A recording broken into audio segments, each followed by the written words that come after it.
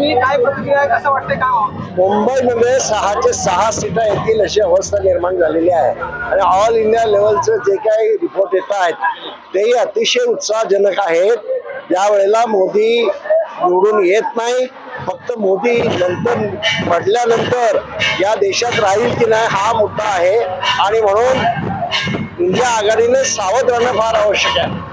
मोदीजींनी ज्या पद्धतीने प्रचार केला आहे तो त्यांच्या उलट गेलेला आहे। मुसलमानांच्या विषयी इतकं गलिच्छपणे बोललेले आहेत, काही कारण नसताना मुसलमानांना दुखावण्याचं काहीच कारण नव्हतं। त्याने हिंदू समाजही दुखावला गेलेला आहे। ज्या हिंदू समाजाच्या बद्दल बोलतात, धर्माबद्दल बोलतात, तो धर्म उदार आहे, तो इथे संतांनी निर्माण केलेला धर्म आहे, त्यांच्या डोक्यातला धर्म नाही। आणि ते तर म्हणतात ईश्वराने मला पाठवलंय म्हणजे ते आता रामाच्या पेक्षा मोठे झालेले दूध करून आलेले आहेत। त्यांचं सबंध राजकारण हे जनतेच्या विरोधातलं राजकारण आहे।